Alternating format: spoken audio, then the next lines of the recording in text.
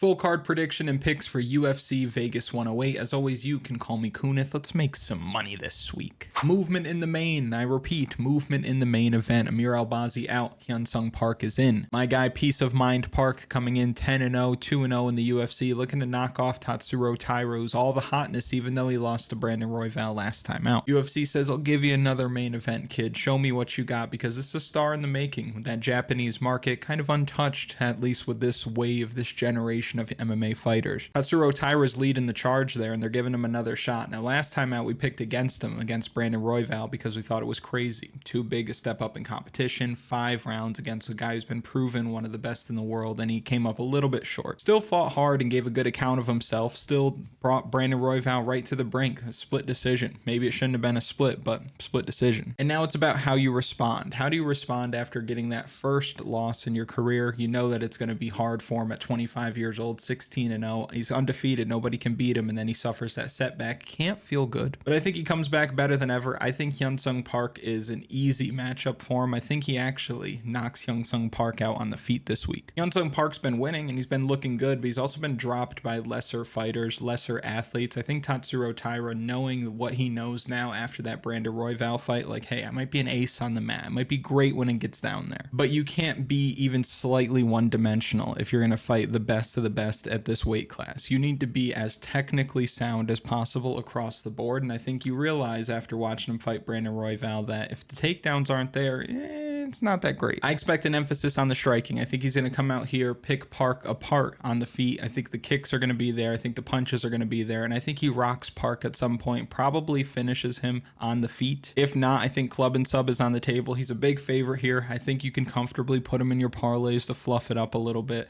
I like Park, but I think this is too big a step up in competition. Plus, he's taking it on short notice, so you know that the weight cut's not going to be what he was planning for. Easy one for Tatsuro Taira, moves to 17-1. Give me Taira inside the distance. Next, we have a car crash at 155 pounds. Chris Duncan fighting Matues Rebecki. So Rebecki is the favorite here. I think money is continuing to come in on him, although when I look on Twitter, I see people saying, Chris Duncan, Chris Duncan, Chris Duncan. I don't believe it. I think Chris Duncan is at a chin disadvantage. I think Chris Duncan might have the slight cardio edge, but I don't think it's going to be necessary because I don't see this fight going all that long. I think that Chris Duncan is at the power disadvantage in the hands as well. Although he's a powerful guy, I think Rebecki hits a little bit harder. And we've seen Chris Duncan stunned and rocked before. We saw him stunned against Charlie Campbell on the Contender Series. Although he came back to win that fight in impressive fashion, I think Charlie Campbell just didn't respect what was coming back because he knew he had his opponent hurt. And then he found himself hurt very early against Manuel Torres, and then ultimately gets his back taken and gets submitted in that fight. But he's coming off a back-to-back guillotine wins. I know that a lot of people were high on Jordan Vucenic, myself included, and he was out there just guillotining him the same way he did Pulayev, and now you're thinking, okay,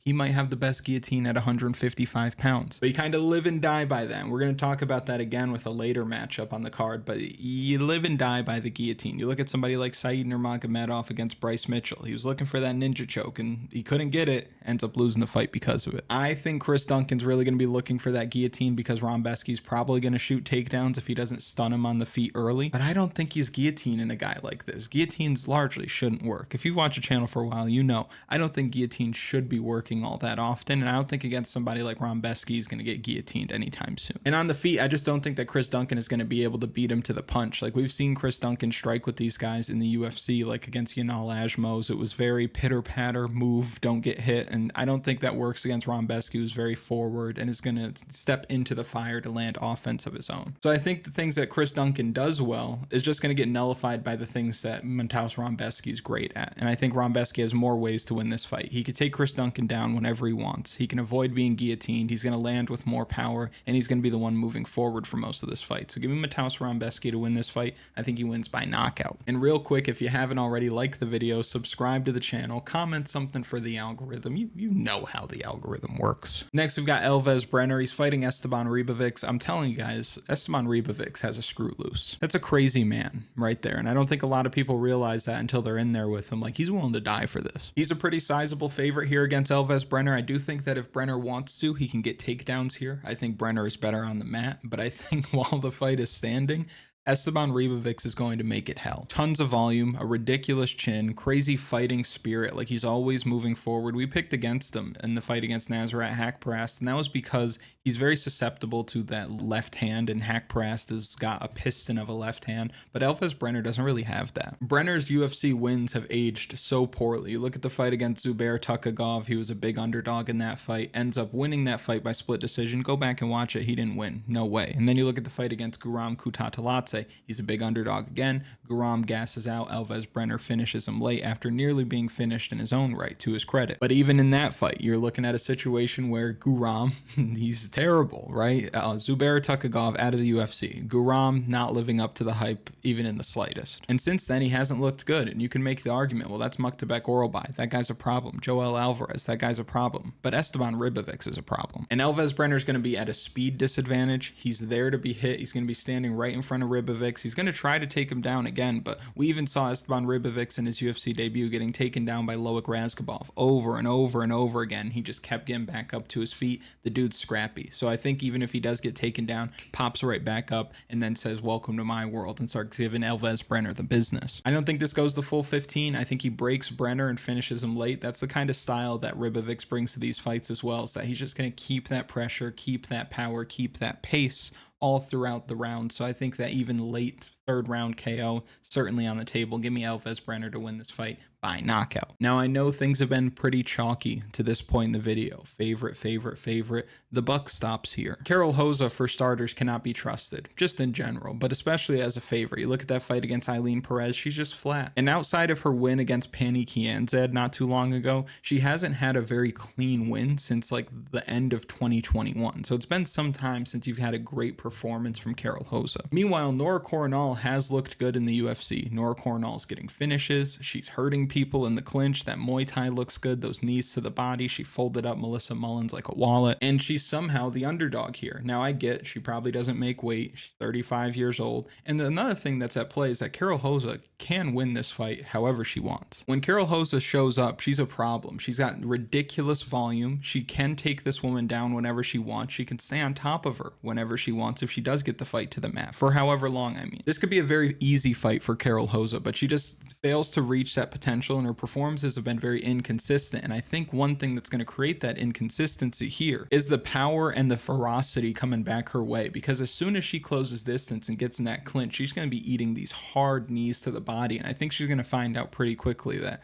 I don't know if I really want to be here tonight. I think Nora Cornolle at plus 160 is kind of a steal. I think that she's going to go out there, hurt Karol Rosa, have bigger moments as a result. As long as she's not getting taken down and held down here, I think she's going to do just fine. Even if she's getting held against the fence in the clinch, as long as she's getting knees off to the body, I think she's going to have a pretty good time. Big body, physical for 135 pounds. Not somebody who's going to be fighting like the best of the best and winning a belt in this division. Even if she was 30 years old, she wouldn't be doing that because she's not good enough on the mat. But I do think that this matchup is tailor-made for her to look good as an underdog. I think she's going to win the striking exchanges against Karol Rosa, hurt her a couple of times to just win on the scorecard. So give me Nora Cornolle by decision. And she could probably find herself on the official betting article of the week, official betting article, as well as DFS strategy guide, lineup optimizer, data model, tools, community parlays. All of that good stuff could be found on KunithMMA.com, linked in the description and in a pinned comment. I will say, I don't know what happened. I tried to post the strategy guide last week and it just kind of blocked it. I got that rectified with the company that I use to make my website, but that doesn't happen again. You'll get the DFS strategy guide this week, as well as everything else, because the data model and the projections, that was all up there as well. But everything's going to be full go this week for the fights. You'll find that on KunithMMA.com, linked in the description and in a pinned comment. Back to the breakdown. Next, we have the AARP fight of the week. A couple of elderly gentlemen getting in there and scrapping it out. I can't tell you how much I love this spot. I think this is my favorite bet of the entire card. It's going to be Neil Magny at plus 170. Let me tell you, Neil Magny has gotten the worst matchmaking possible for the last couple of years. And I get that he's supposed to be the gatekeeper or whatever, but he's Mangela Hill. You've never seen him and Angela Hill in a room at the same time. But they keep giving him guys like, they gave him Mike Malott, who was supposed to run through him, and he ends up beating Mike Malott. That was cool. They also gave him Ian Gary, Shavkat Rakhmonov, Michael Morales, Carlos Prates. He's fighting Murderer's Row. And all Uncle Neil wants to do is just show up, move around for 15 minutes, get his checks, and go home. But he's had a bad night of work over over and over and over again because they keep matching him up like he's like gonna compete for the title or something. It's crazy. But when they don't match him up like that, like against old Daniel Rodriguez, who he ends up Darce choking, Kevin Holland take notes, he beats him easily. And against Elizeu Zaleski dos Santos, who's scrappy, got better kicks than Neil Magny, might have some success kicking the calf of Neil Magny. We've seen fighters take advantage of those skinny legs before. This is a fight that Neil Magny wins. This is one of the best matchups Neil Magny's gotten in years from the UFC because he's actually an age advantage. He's the younger man here. He's taller, he's much longer, and what's Elizeu Zaleski dos Santos going to do to win this fight outside of score with some leg kicks? Is he going to knock Neil Magny out with a punch? I doubt it, and I doubt it because he's got to close a lot of distance to be able to land that. He's also got to get his back up off against the fence. Neil Magny's going to get in that clinch and do what Neil Magny does, getting you with those knees to the body, staying busy with those short punches, those elbows, those trip takedowns, getting on your back, just making you work. And I think as the fight goes on, Neil Magny's going to stay steady, while you'll see Capoeira kind of slow down a little bit. Not a ton. It's not like he's an old guy who's gassing out in these fights, but I do think that the pace that Neil Magny can fight at when he's having success is something that saps that energy, and I think that Zaleski's going to slow down just a tad. And as he slows down and Neil Magny stays steady, that's when you're going to see Neil continue to take over. So I love this spot for Neil Magny. I think that Neil Magny's got bad matchmaking over and over and over again, and the UFC is giving him something that's not a layup here, right? They're not throwing him a bone, but they're giving him something that's fair, and I think that Neil Magny's going to capitalize on the opportunity and get his 2 checks. So give me Uncle Neil to get it done here. I think he ends up winning by decision. Next, we have Kevin Vallejos fighting Danny Silva. Kevin Vallejos is a force. The dude's a problem, and this might sound crazy. I think that Kevin Vallejos can compete with guys in the top 5 in this division tomorrow. But he doesn't have to do that. He doesn't have to worry about that because he's got time on his side. At 23 years old, I think 3 years, 4 years from now, this is Kevin Vallejos' division and everybody else just living in. I've been unimpressed with Danny Silva. I think he's too hittable, and I think standing in front of a guy like Vallejos, he's going to get lit up. I know that the odds look like this. This is giving me Carlos Leal vibes from last week, but we move. Kevin Vallejos wins this fight. Kevin Vallejos wins by knockout. Next, we're looking at Nick Klein versus Andrey Pulayev. I think that Nick Klein is going to be a popular dog throughout the week, but Andrey Pulayev, to me, is clearly the side here. He's the much better striker here. He's got more MMA experience, and he's been fighting Russians this whole time. Like, he's coming up through the ranks fighting Russians, ends up fighting CLD in his debut, which I think might have been on short notice. Doesn't get the doors blown off of him, doesn't look good at all, but he doesn't get finished in that fight, ends up thwarting all the takedown attempts. He's somebody who's very solid, and I think he's got good striking, while Nick Klein is kind of just one trick pony. I want to take you down, I want to get your back, and I want to submit you. And I respect that, because if you do something well, you should triple down on it, in my opinion, especially at this weight class. You don't need to be super well-rounded. You can get by these unranked guys if you're really good at one thing. But I think Nick Klein is somebody who he's a little bit too submission over position, even though I respect it. I think he's going to be selling out for these takedowns, and I don't think this is the best wrestler or even close to it that Pulayev has seen in his career, and definitely not in the training room. So I think that Nick Klein's going to be selling out for these takedowns. He's going to be paying the price for it with knees and body kicks and uppercuts, just these kind of anti-wrestling, anti-level changing techniques. And then once they are at the feet and they're at range and Nick Klein's forced to strike with him, that's when Pulayev's really going to pull away. Like, you look at his fight on Contender Series. If he fights how he fought on Contender Series against Nick Klein, he's going to blow the doors off of him and probably knock him out in the second round. I know Nick Klein had some moments against Mansour Abdul Malik, but that was largely because of a spinning back elbow that he landed, rocked Mansour Abdul Malik. But you don't have that moment, you don't get the, oh, maybe he beats the next guy he's fighting. So I think that Andrey Pulayev is somebody who is in a good buy low spot despite being the favorite here. So give me Andrey Pulayev. I think he wins by knockout. Rinya Nakamura blew up everybody's parlays last time out, losing to Muin Gafarov, of all people. Just ridiculous. Obviously was not fighting at his best. I don't know if there was some kind of injury. I don't know what the reason was, but he looked terrible. And then he got dropped in the second round, and you just knew, like, okay, there's no way that this guy's coming back to win this fight. But athletically, he's just on another level than Nathan Fletcher. We saw Nathan Fletcher get walked down by Callan Logren, taken down 6 times in that fight, still landed good strikes. A lot of people probably thought he should have won that fight. It was a close fight, but you can't give up that real estate. You can't get taken down by a guy like that and then have a better performance against Rinya Nakamura, because you can't fight a wrestler while you're moving backward, at least not too much, unless you really got something for him when he closes distance. And I don't think Rinya Nakamura is going to play that game on the feet. I think he's going to try to take him down, do what he does best, because he wasn't trying to take Muin Gafarov down early, and that was a mistake, and he paid the price for it. You have to do what you do well, and I think he might have deviated from the game plan last time out, but I think the game plan is very simple this week. Put Nathan Fletcher on his back, keep him there, win the fight. Give me Rinya Nakamura. I think he ends up winning this fight by decision. This is a ridiculous fight between Rodolfo Vieira fighting Tresean Gore. Rodolfo Vieira coming off of not a great look against Andrey Petroski, but that fight was very telling. It was one of those situations where Rodolfo Vieira can't get his takedowns, he's going to lose the fight. Same thing against Chris Curtis, same thing when he gassed out against Fluffy Hernandez. Once the takedowns stop, he's got nothing for you. What I do like for him in this fight, though, a lot more experience, not just in MMA, but in combat sports overall. Obviously, much better on the mat than Tresean Gore, and if he gets Tresean Gore to the mat, he probably finishes the fight with like an arm triangle or something like that. He's probably the better athlete between the two, but I don't know if he's necessarily the faster or quicker guy between these two, but my thing is this. Rodolfo Vieira is takedown or bust. If he doesn't get his takedowns, he loses. Again, I know we covered that, but for that reason, you know that Tresean Gore is expecting the takedown. Everybody's expecting the takedown, but you'll notice Rodolfo Vieira getting lit up by Cody Brundage. Closes the distance because he needs to.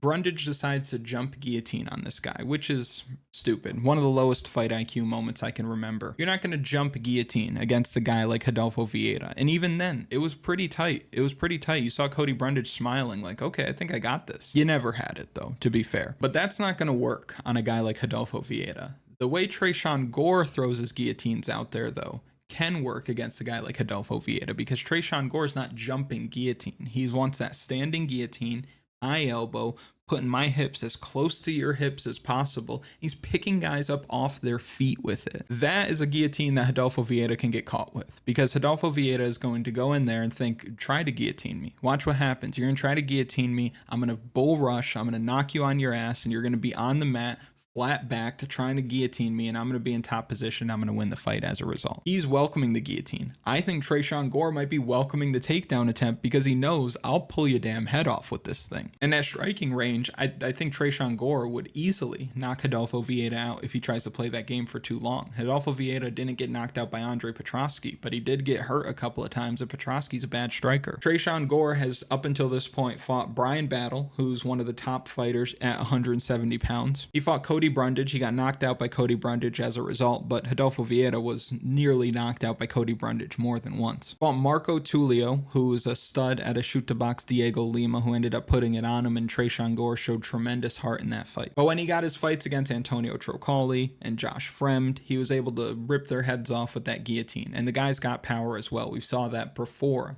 he came to the UFC. For Rodolfo Vieira, the guys that he's beaten all have a negative record in the UFC. Whenever he gets that step up, he loses. And I think he's going to be at a striking disadvantage. I think he's going to be surprised by the guillotine that's coming from Tresean Gore. And even if Gore doesn't finish the guillotine, I don't think he's going to end up on his back because of it. And at 35 years old, I don't know how much Rodolfo Vieira has left. It's not like he was selling out for takedowns and pushing a pace against Andrey Petroski. He was very comfortable to get outstruck at distance and not really put much out there. And I think that at 35 years old, all that combat sports experience, all that muscle as well, I don't think that he's going to look good after the first round. Meanwhile, Tresean Gore is still learning on the job. I think he's got some really rough matchmaking, but I think that these fights that he's gotten that have been very difficult, like Marco Tulio against Rodolfo Vieira, Marco Tulio takes his head off. I think those are good learning experiences for him, and as a result, he's going to look really good moving forward. So I think this is where you start to see Tresean Gore go on a bit of a run here. I think he ends up beating Rodolfo Vieira.